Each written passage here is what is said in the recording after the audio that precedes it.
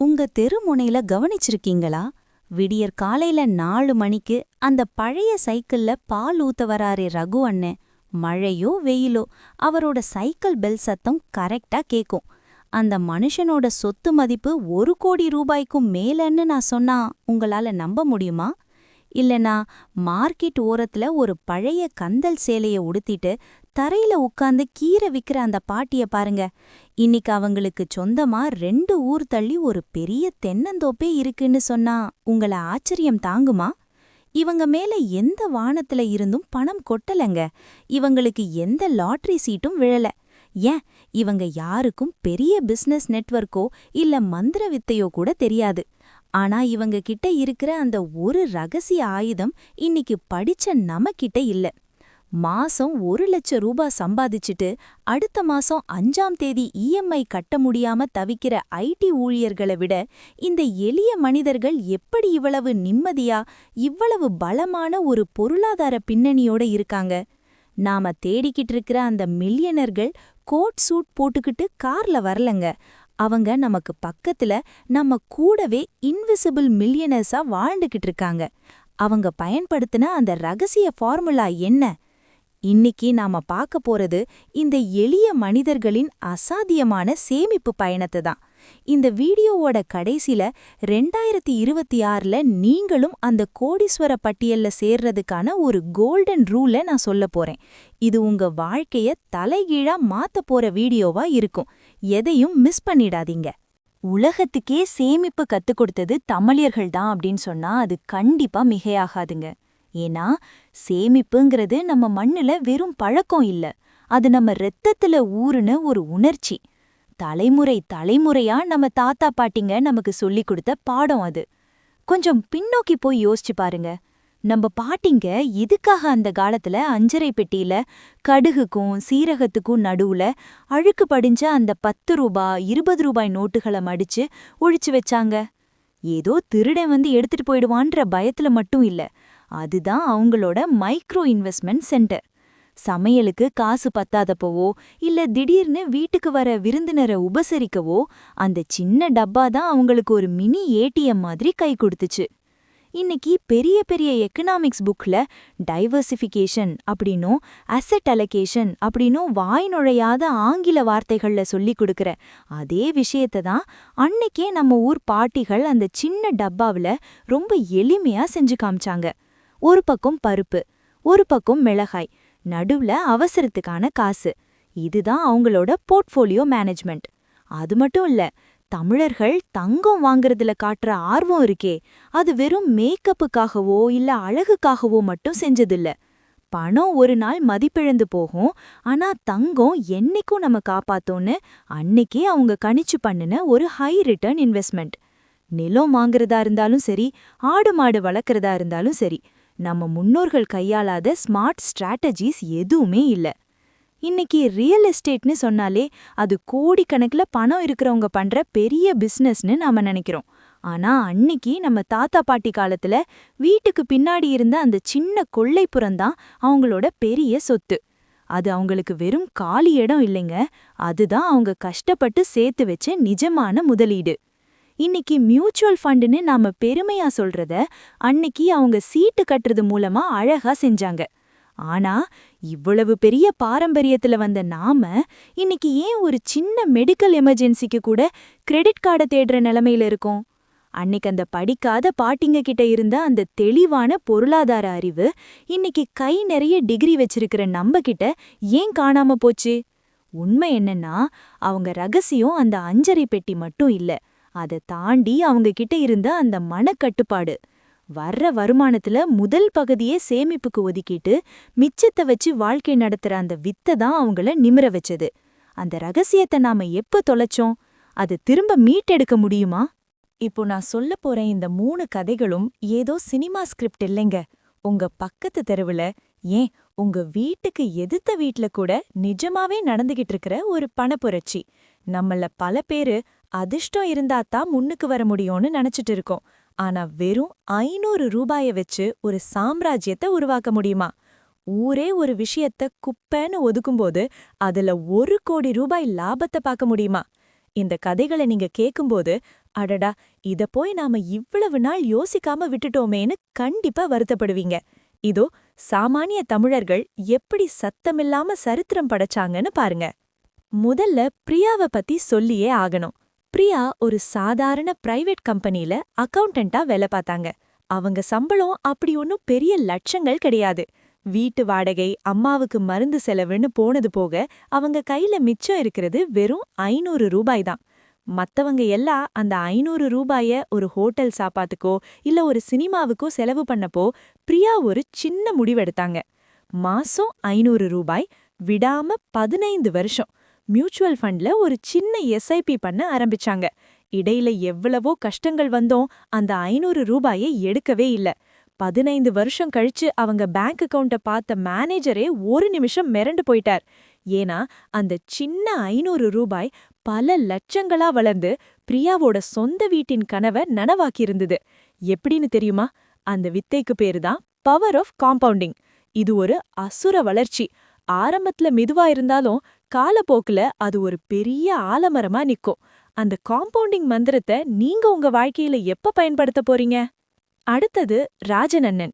இவரோட கதைய ஒரு சைலண்ட் ரெவல்யூஷன்னு தான் சொல்லணும். ஒரு 10 வருஷத்துக்கு முன்னாடி ஊரே செகண்ட் ஹேண்ட் கார் வாங்குறதுலயும் புது மாடல் பைக் வாங்குறதுலயும் போட்டிய போட்டுக்கிட்டு இருந்தப்ப ராஜனண்ணன் மட்டும் யாருக்கும் தெரியாம ஒரு பழைய கிணறு இருந்த பாழடைஞ்ச இடத்த வாங்கினார். எல்லாரும் சிரிச்சாங்க. இந்த குப்பை மேட்ட போய் வாங்குறாரேன்னு கேலி பண்ணாங்க. ஆனா ராஜனண்ணன் கண்ணுக்கு அது குப்பை மேனா தெரியல, ஒரு தங்க சுரங்கமா தெரிஞ்சது. ஏன்னா அந்த இடம் வருங்காலத்துல மெயின் ரோடா மாறும்னு அவர் கணிச்சார். இன்னைக்கு அந்த இடம் எங்க இருக்கு தெரியுமா? ஒரு பிரம்மாண்டமான நேஷனல் ஹைவேயோட மெயின் நுழைவு வாயிலா அந்த இடம் மாறிடுச்சு. அன்னிக்கு அவர் போட்ட அந்த சின்ன முதலீடு இன்னைக்கு பல கோடி ரூபாய்க்கு போட்டியா நிக்குது. ஆடம்பரத்துக்கு காசை கொட்டாம சரியான நேரத்துல ஸ்மார்ட் மூவ் பண்றது எப்படின்னு இவர்கிட்ட இருந்துதான் நாம கத்துக்கணும். கடைசியா முருகன் அண்ணன் குடும்பத்தை பத்தி நான் சொல்லியே ஆகணும். இது ஒரு தனி நபரோட வெற்றி இல்ல, ஒரு கூட்டு குடும்பத்தோட பலம். தனியா ஓடுனா வேகமா ஓடலாம், ஆனா ஒன்னா ஓடுனா தூரமா ஓடலான்னு சொல்லுவாங்க. அத நிஜமாக்கி காட்டியவங்க இவங்கதான். முருகன் அண்ணன் வீட்ல இருக்கிற 4 பேருமே வேலைக்கு போறாங்க. அவங்க ஒரு கட்டுப்பாடு வச்சிருக்காங்க. ஒவ்வொருத்தரும் அவங்க சம்பளத்துல ஒரு குறிப்பிட்ட சதவீதத்தை ஒரு பொதுவான ஃபேமிலி சேவிங்ஸ் ஃபண்ட்ல போட்டுடுவாங்க. இந்த தொகைய யாருமே அவங்க தனிப்பட்ட செலவுக்கு தொடமாட்டாங்க. இத கொண்டு அவங்க என்ன பண்ணாங்க தெரியுமா? ஒரு சின்ன டெக்ஸ்டைல் பிசினஸ் ஆரம்பிச்சாங்க. அப்புறம் ஷேர் மார்க்கெட்ல முதலீடு பண்ணாங்க. இன்னைக்கு அவங்களோட இந்த ஜாயிண்ட் சேவிங்ஸ் மாடல் ஒரு கார்ப்பரேட் கம்பெனியையே தோற்கடிக்கிற அளவுக்கு வளர்ந்து நிக்குது. குடும்பத்துக்குள்ள ஒற்றுமையும் பணத்துல வெளிப்படைத்தன்மையும் இருந்தா எப்பேற்பட்ட சாம்ராஜ்யத்தையும் உருவாக்கலாங்கிறதுக்கு முருகன் குடும்பமே ஒரு பெரிய சாட்சி. சரி, இதெல்லாம் பழைய கதை, எங்க தாத்தா காலத்து ஐடியான்னு நீங்க நினைக்கலாம். இப்போ 2026ல இருக்கோம். உலகம் முழுக்க நம்ம விரல் நுனியில சுருங்கிடுச்சு. ஆனா ஒரு நிமிஷம், உங்க கையில இருக்கிற அந்த ஸ்மார்ட் போன் உங்களை கோடீஸ்வரனாக்குதா, இல்ல உங்கள அறியாமலேயே உங்களை ஏழையாக்கிட்டு இருக்கா? ஏன்னா அதே போன்ல தான் ஒரு பக்கம் உங்களை செலவு பண்ண வைக்கிற ஆஃபர் நோட்டிஃபிகேஷன் வருது, இன்னொரு பக்கம் உங்க வாழ்க்கைய மாத்த போற முதலீட்டு வாய்ப்புகளும் இருக்கு. நீங்க எதை தேர்ந்தெடுக்க போறீங்க? இன்னைக்கு நாம ஆன்லைன்ல ஏதோ ஒரு பொருளை ஆர்டர் பண்றோம். அதுல வர்ற அந்த 50 ரூபாய் கேஷ்பேக்க நாம எப்படி பாக்குறோம்? சரி, அடுத்த முறை ரீசார்ஜ் பண்ணிக்கலான்னு சாதாரணமா விட்டுடுறோம். ஆனா ஒரு புத்திசாலியான தமிழன் அந்த 50 ரூபாய ஒரு சொத்தா மாத்துவான். எப்படின்னு கேக்குறீங்களா? இன்னைக்கு இருக்கிற மைக்ரோ இன்வெஸ்டிங் ஆப்ஸ் மூலமா நீங்க ஆன்லைன்ல செலவு பண்ற ஒவ்வொரு முறையும் மிச்சமாகிற அந்த சின்ன சின்ன சில்லறை காசை கூட தானாவே டிஜிட்டல் கோல்ட்ல முதலீடு செய்ய முடியும். உங்களுக்கு தெரியாமலேயே ஒரு பக்கம் தங்கம் சேர்ந்துகிட்டே இருக்கும். அது மட்டும் இல்ல, இப்போதெல்லாம் பிசிக்கலா ஒரு இடத்த வாங்க பல கோடிகள் தேவையில்லை. REITs போன்ற புதிய கால முதலீடுகள் மூலமா வெறும் 500 ரூபாயில கூட நீங்க ஒரு பெரிய கமர்ஷியல் லேண்ட்ல ஒரு பகுதியை சொந்தமாக்கிக்க முடியும். ஆனா இங்க தான் நீங்க கவனமா இருக்கணும். கிரிப்டோ மாதிரியான அதிக ரிஸ்க் இருக்கிற இடங்கள்ல ஆசைப்பட்டு எல்லாத்தையும் கொட்டாம நம்ம மண்ணுக்கே உரிய தங்கம் மற்றும் நிலத்தை டிஜிட்டல் முறையில எப்படி சரியான விகிதத்துல சேர்க்கணும்னு கத்துக்கோங்க. ஞாபகம் வச்சுக்கோங்க, 2026ல ஜெயிக்க போறது அதிகமா உழைக்கிறவங்க இல்ல, தன்னோட பணத்தை டிஜிட்டல் முறையில சரியா வேலை செய்ய வைக்கிறவங்க தான். உங்க போன் இப்போ உங்க பணத்தை அபகரிக்குதா இல்ல உங்க சொத்தை பெருக்குதா? அந்த பாதைய நீங்க தான் இப்போ தீர்மானிக்கணும். சரி, இவ்ளோ நேரம் நாம கதைகள பார்த்தோம். அந்த ரகசியமான கோல்டன் ரூல் என்னன்னு தெரிஞ்சுக்க காத்திருக்கீங்களா? இதோ அந்த மந்திரம். வருமானம் மைனஸ் சேமிப்பு ஈக்குவல் டு செலவு. இத கேட்டதும் இதுதானான்னு சாதாரணமா நினைக்காதீங்க. நாம எல்லாரும் பண்ற தப்பு என்னன்னா, வருமானம் வந்த உடனே எல்லா செலவுகளையும் பண்ணிட்டு மாசம் கடைசியில மிச்சம் இருந்தா சேமிக்கலான்னு நினைக்கிறோம். ஆனா இந்த இன்விசிபிள் மில்லியனர்ஸ் என்ன பண்ணாங்க தெரியுமா? பணம் வந்த அடுத்த நிமிஷம் அதுல ஒரு பகுதிய, உதாரணத்துக்கு 20% அல்லது 30% தனக்கான எதிர்காலத்துக்காக சேமிப்புல போட்டுட்டு மிச்சம் இருக்கிற காசுல தான் அவங்க வாழ்க்கைய நடத்துனாங்க. இதற்கு பேரு தான் பே யோர் செல்ஃப் ஃபர்ஸ்ட். நீங்க யாருக்காக உழைக்கிறீங்க? வீட்டு வாடகை வாங்குறவர்க்காகவா? Current bill கட்டுறதுக்காகவா? இல்ல ஆன்லைன் கம்பெனிக்காரனுக்காகவா? இல்லைங்க, நீங்க உங்களுக்காகவும் உங்க குடும்பத்துக்காகவும் தான் உழைக்கிறீங்க. அப்போ உங்க உழைப்போட முதல் பங்கு யாருக்கு போகணும்? உங்களுக்கு தான் போகணும். இந்த 2026ல நீங்க எடுக்க வேண்டிய சபதம் இதுதான். எனக்காக உழைச்ச எனக்கு நான் தான் முதல்ல சம்பளம் கொடுத்துப்பேன் அப்படின்னு முடிவெடுங்க. அதாவது, என் சம்பளம் 10,000 ரூபாயா இருந்தாலும் சரி, 1,00,000 ரூபாயா இருந்தாலும் சரி, அதுல முதல் 100 ரூபாயோ அல்லது 1000 ரூபாயோ அது எனக்கானது, என் எதிர்காலத்துக்கானது. அந்த பணத்தை நான் செலவு பண்ண மாட்டேன். அத தனியா எடுத்து ஒரு சேமிப்புலையோ முதலீட்டுலையோ வச்சுட்டு மிச்சம் இருக்கிற பணத்துல தான் என் மாச செலவையே பிளான் பண்ணுவேன். இதோட ரகசியம் என்ன தெரியுமா? மிச்சம் இருக்கிற காசை சேமிக்க நினைச்சா ஒரு காலமும் மிச்சம் இருக்காது.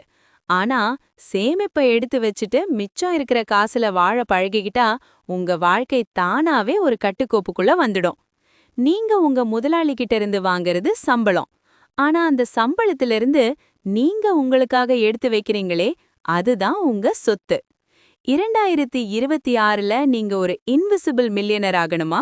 அப்போ இந்த ஒரு விதிய மட்டும் மறக்கவே மறக்காதீங்க. முதலில் உனக்கு கொடு.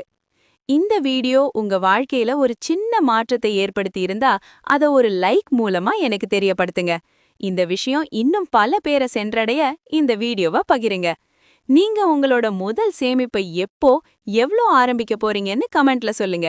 ஏன்னா உங்க ஒரு கமெண்ட் இன்னும் 1000 பேருக்கு நம்பிக்கையை கொடுக்கும். தமிழ் மண்ணின் இந்த சேமிப்பு பாரம்பரியத்தை நாம மீட்டெடுப்போம்.